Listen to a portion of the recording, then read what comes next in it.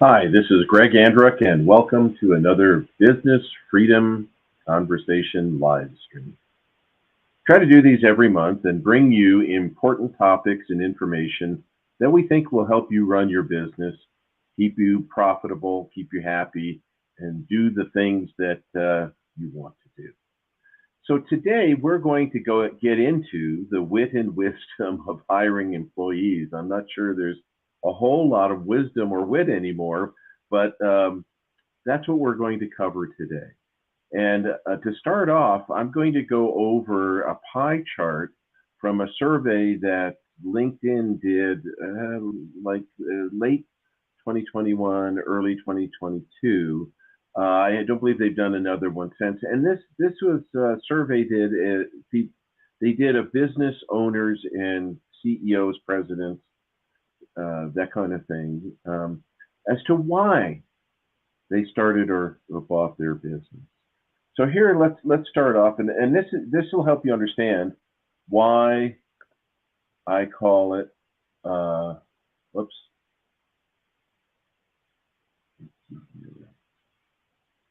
I'll add the stage. Okay, let me get the big one. Hopefully you can see this. This is the pie chart. And this is why people start their business. And if you'll see here, the largest reason, 39% of respondents to LinkedIn said that they bought or started their business for more freedom, that they didn't want to be under the constraints of somebody above them. And you'll see that the second largest reason that they started a business was to make an impact in my community and the world. That was 22%. So you invent a better mousetrap, you come up with a better piece of software, you have a better service, and that 1 out of 5, 22%, that was a driving factor for starting the business. The next one is more income. Well, that's an obvious one for everybody, because when you work for someone else, you're at their mercy and have to negotiate with them or leave. And that's 16%. But I think the fourth one is tied to the third one, and that's provide for my family, 14%. So really, 30% of the total, I believe, is the second largest one, that people want to make more money and provide for their family, because I think for most people, you can kind of combine those two. I don't know of anybody that makes more money and doesn't want to provide for the family. So then the last one is an interesting one, is share my knowledge with the world. Well, that kind of goes hand in hand with making an impact on my community and in the world. But again, the main reason is that people started the business was freedom. And that's why we call the newsletter, this live stream, everything, the Business Freedom Conversation. And today we're starting off to talk about the hiring, because the thing that affects your freedom the most are your employees. Now, if you're sole proprietor, you don't have that problem. But the minute you get that first employee, well, if they don't show up, then you got to show up. You know what I mean? If they don't do the work right, you've got to come in and do the work right. And that reduces your freedom. And that's why hiring in employee management is so critical. So I talk about a lot the NFIB, National Foundation of Independent Businesses, and the NFIB in their latest survey lists hiring as the #1 problem. Now, the three main problems that business owners mention are hiring, inflation, and taxes. And all of these are with 1 or 2 points of each other, but hiring is back in the front again. Now, we know that currently the hiring market is tightening up. It isn't totally an employee's market anymore. People are spending all that stimulus money. They have to pay rent again. I don't know that there's many places in the country that still have a COVID rent moratorium going on. And apparently as of August 1st, people had to start making payments on their student loans. So the market is tightening and people are becoming more favorable and looking at jobs. But there's a really, really huge problem there. So now that we've discussed, let's see here. Why we call it the business freedom conversation, and why it affects you so much. It affects the number one thing why you started or bought a business, and that's freedom. So the biggest problem that's going on right now, and it's kind of accelerating, or let's say getting more tense, as more and more businesses are putting pressure on employees to come back to work physically. So the title on this one is "If They Would Only, they would tell you." So the problem out there right now is 50%, and this isn't one survey. This has been continually coming up in probably a half a dozen surveys that I've seen. SHRM, the Society of Human Resource Managers, they've got one that confirms this. NFIB, there's quite a few that deal with businesses and small businesses, and that 50% of those people are quiet quitting. Now, what is quiet quitting? That means that the people are on the job and they're not performing. They're collecting the paycheck, but they're just kind of shuffling along. Now, the problem is, how do you determine who those are? Because they're obviously not standing there with a sign, or have it right below their name tag, "I'm quiet quitting." But half of the people that you employ, on average, are just there for the paycheck and doing the absolute minimum and hope you don't notice that that's what they're doing. The second category here is the really tough one. 17.5%, so roughly 18%, 1 out of 5, close to 1 out of 5 of your employees are what's called actively disengaged. And we're going to get into some of the elements of that in a little bit. And actively disengaged means they're unhappy and they're actually trying to hurt your business. They're trying to do things to get back at you because for some reason they're not happy. And a lot of it may not even really have to do with you directly, but they're not happy with what they're doing. They're not happy with their pay. They're not happy with the work conditions. They're not happy. And they're expressing that unhappiness by not performing or performing detrimentally or doing things and acts that hurt your business. So that's pretty tough. As I said, translation, they want to hurt you. They're not out to be chummy. But again, this 17.5% is not standing there with a sign around their neck. You don't know who they are. But look at this, is more than 2/3 of your employees are not doing the job.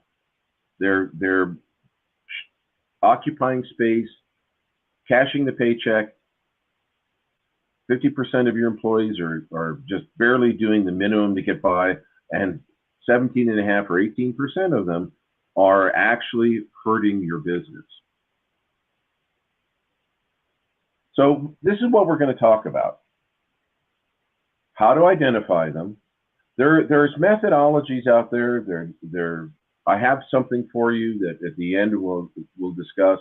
But how do you find out who's the 50% that are quiet quitting, who's the 17.5% that are actively disengaged, which is, they may be quiet, but under the table they're hurting you. And how do you identify who's your 1/3? Now, most of you intuitively probably know it, but you also need to identify to make sure that they don't turn into quiet quitters or actively disengaged. Then the next step is what to do about them. Because once you figure it out, you've got to take action. I mean, think of how big this impact is on your business. 2/3 of your employees are performing minimally or substandard. Think of what the impact is on your bottom line. The next thing is to how not to hire them. This one's actually a pretty easy one.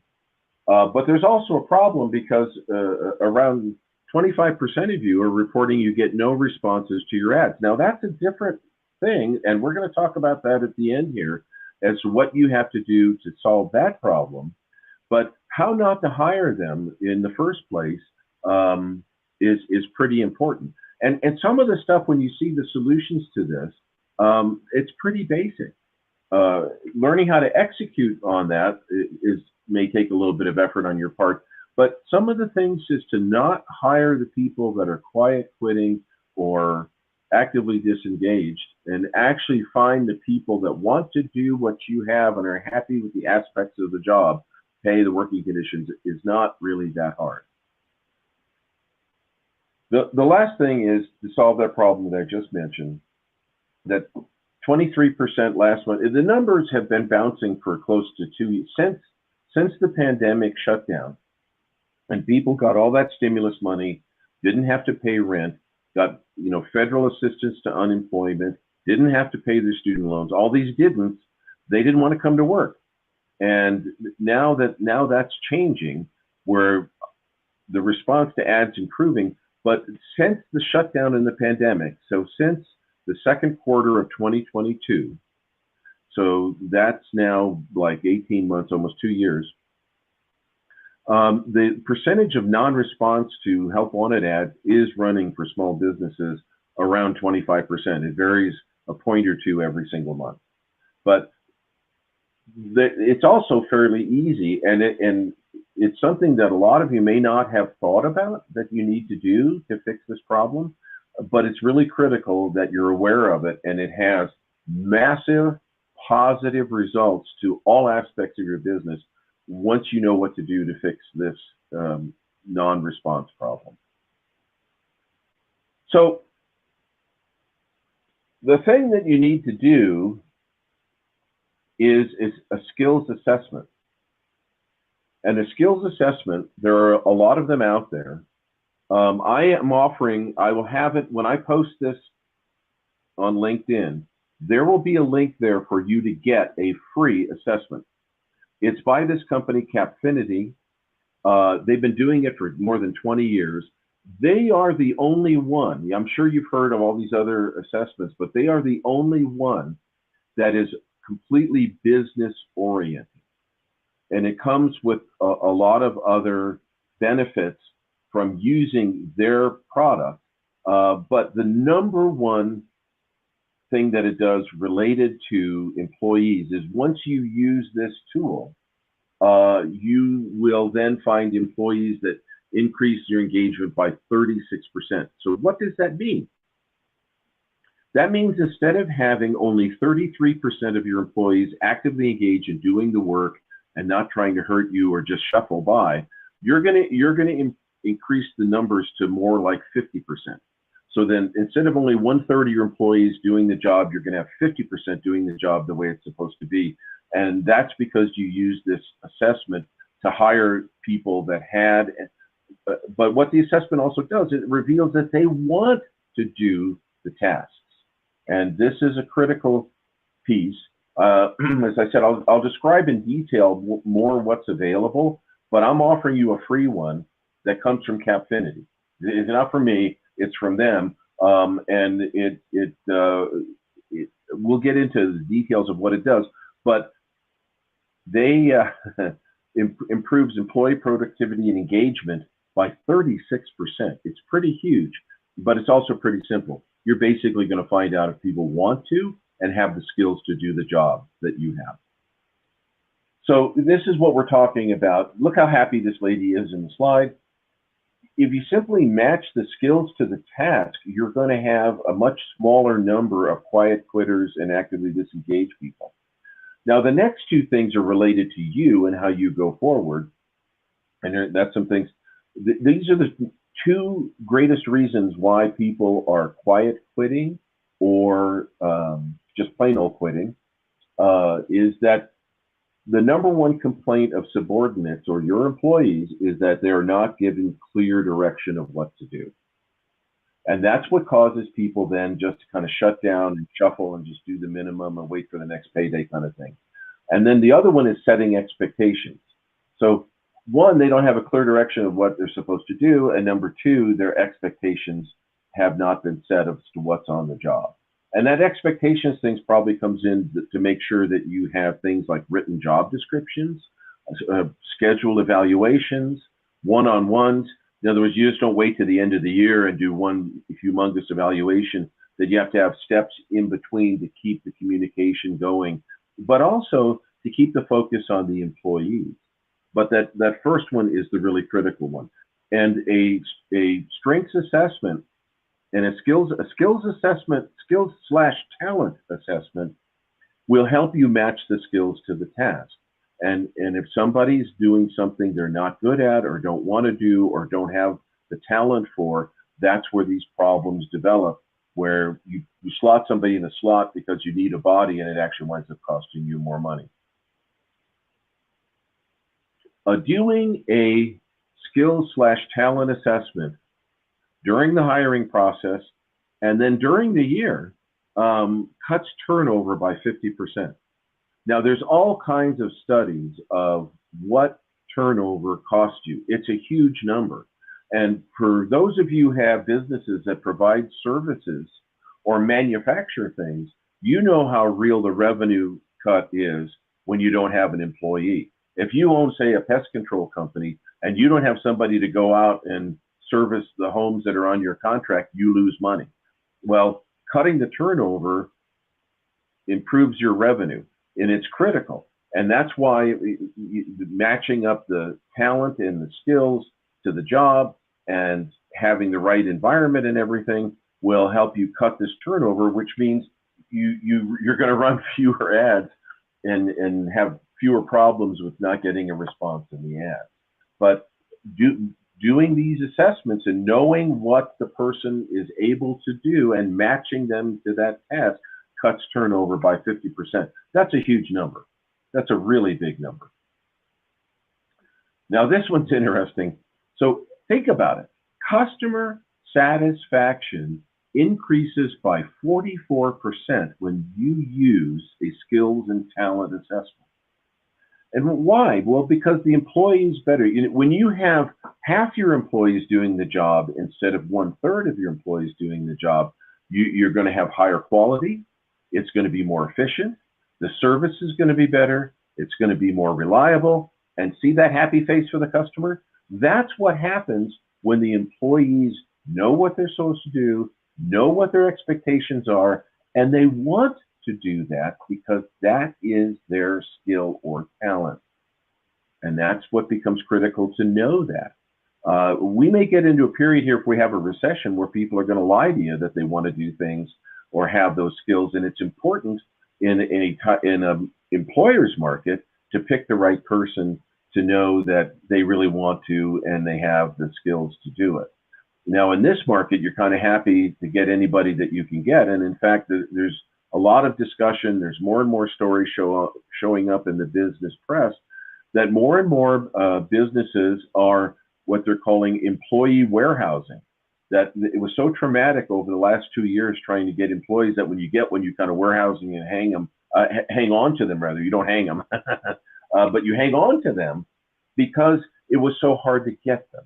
And I think the difficulty in getting them relates to that 25% non-response rate to ads. But that's a whole nother problem that we're going to get into really soon. But what's also happening is as revenue's declining, businesses are not laying off as fast as they might have in the last 10 or 15 years because of this trauma of getting them. More businesses are what's called warehousing them. But what it does is if you get the right employees, think of the power when you have not 1/3, but half of your employees are actually doing the job that they're supposed to, putting an effort in, and look at how happy your customers are. There'll be fewer mistakes. The level of performance will be higher. Everybody's happy. And that's how it positively impacts your customers and your revenue. So this one is where we're getting into the non-response issue that we have. But this is also really important for employees ferreting out quiet quitters, ferreting out the actively disengaged, and knowing and rewarding your engaged employees. We live in the social media age, and everybody is communicating and seeing, isn't it amazing to watch the news? Now with doorbell cameras, hardly anything goes where it's not on a video or it isn't seen. But that also goes to communication. We live in the age of social media and communication, and it's important to have this feedback, and that the feedback is on a predictable, consistent schedule, and that you're giving this, because this, when you have feedback and you give direction and you give expectations, that sets the employee at ease where they know what they're doing. When you don't do this is when people slip into quiet quitting and actively disengaged. So as you can see on the slide, that you have to give your response. It has the word survey in there. Once you have the skills and talent survey, you know what you're looking for and how to handle the people that work for you, and you can better judge what their performance is. You can rate them. Your business is being rated on many different aspects, which we're just about to get into. And you can also look at the results and discuss the results with the employees. When you do all of this, that's what keeps the relationship in a more positive vein, where you're going to have a higher number of employees that are actually doing the job and satisfying what you need done. So the survey, the assessment, is a very simple questionnaire that takes less than 20 minutes to do. And the free one probably takes 10 minutes to do. Everybody, that's everybody on this planet, has 60 different skills or non-skills. They're rated from what you're really good at, what you've learned to do and be good at because you have to, what you're not good at and shouldn't be doing, and then you have the fourth area is your hidden talents. Wouldn't it be interesting to find the hidden talents of an employee and where it might make you money? So the questionnaire is really simple. It's easy to take, and it's almost impossible to fake because it's been done so many times. So here's the works skill fit assessment. 4 million people a year take this assessment. That's every minute of every day someone is taking this. So, and they've been doing this for over 20 years. So the thing has been tweaked so many times. That's why it's so accurate. It's really hard for somebody to get around it and fake it. It's widely used, and like I said, it's the only one that's business oriented. It's 92% accurate, and it's designed specifically for business. Now, when I say it's designed specifically for business, there is one that takes an hour of professional time to do. It gives you all 60 skills that you rate, whether they're good, bad, and different. But on the what they call the expert assessment will also tell you what jobs the person is oriented towards. So if you like what's in the free one, which measures the top 7 skills, good or bad, it'll tell you whether they're good or bad, the top 7 skills of the person. That will give you an indication whether they're oriented for the task that you want to do. But if you want to delve deeper into it, it will talk about all 60 of them and also give a profile of what jobs this person should be doing. So here's the free version. Then we have the in-depth assessment, and the in-depth assessment is the one that will tell you specifically a list of like 5 jobs that this is what this person should be doing because that's what their skills and weaknesses. It also it measures weaknesses as well. So like if you take it for yourself, you're going to find things that you should not be doing and should be delegating to other people. There's also a team assessment. You could have a whole team of people assess, and it will measure how they interact. Can you imagine seeing all the skills? Say you have 5 people on a team. You can have all 5 people done with a team, and it will show what skills are strengths, what are weaknesses, who should be doing what, how they interact. There's also a manager assessment where you can have an entire department with feedback and everything, assessing how the manager manages, how the employees respond, how everybody's skills and talents fit in, whether they're applied correctly, that kind of thing. really fascinating. All of these are going to make you a lot of money, because instead of guessing and wasting money on payroll, or better yet, having somebody that's out there losing customers and hurting you, this is going to help you function to the max, to the most efficient level that you can.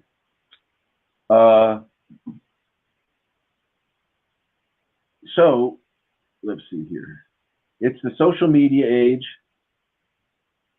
What is your review footprint? So here's the problem. Let me back up again. So this one has everything. If you're not getting any reply to the employment ads, it's because it's the social media age.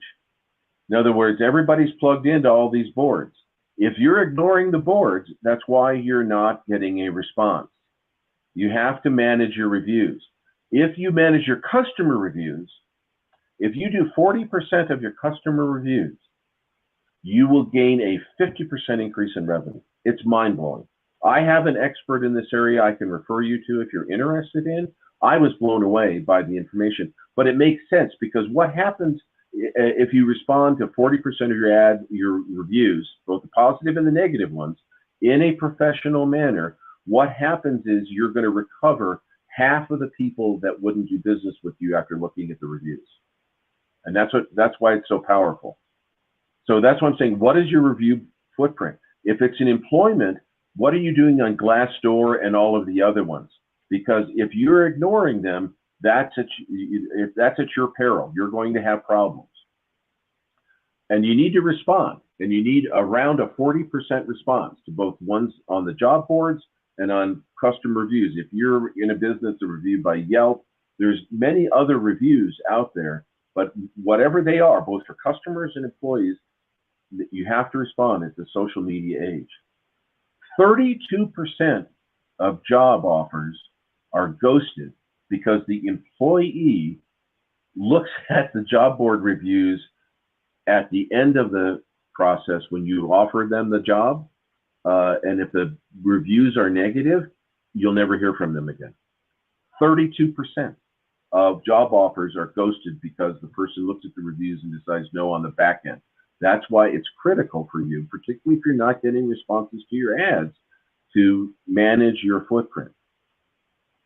So anyhow, the bottom line is you need to write a review, and you need to be part of this whole process.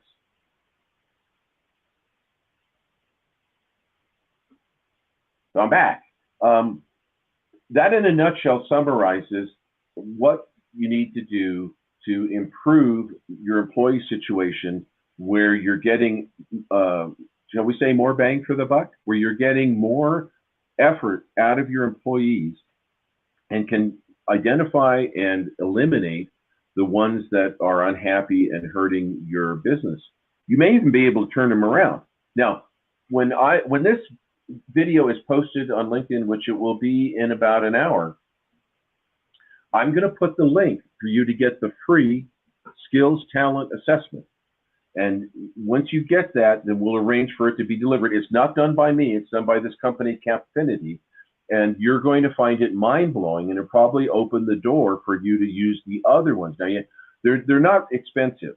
And when you consider what you pay people today, it works for a $20 an hour employee. And when you think of the damage a $20 an hour employee can do to your business, it's worth it to spend a couple $100s on a skills talent assessment and get the right people going, and then to do these other things. Because what pops out when you start going over these things with the employees is the problems that you have between you. And I think that's why the productivity and the engagement goes up so high, 36%, when you use this. First off, the employee feels like you're listening to them. Second off, you're doing those things like setting expectations and letting them know what the tasks are. You're not letting them be unknown and indecisive as to what they have to do. And it just makes everything work better. It gives you a feedback channel. So like I said, I'm going to have this posted. It'll be up there within the hour. When you contact it, it's absolutely free, and it's going to come from Capfinity. And if you need 5 or 10 of them, you need 5 or 10 of them. But whatever it is, I think you'll find it really interesting, and it will help your business in this time that's kind of difficult in dealing with employees. So that's our live stream for today. This is Greg Andruck, and I'm wishing you smooth sailing and profitable endeavors. And we're going to close the business freedom conversation. Remember, you started that business to be free, and don't have your employees box you in because they don't show up or they don't do the work. Be the leader that you can be and supervise them, but know that you've got the right people in the right place. This is Greg Andruck. I'll catch you on the next one.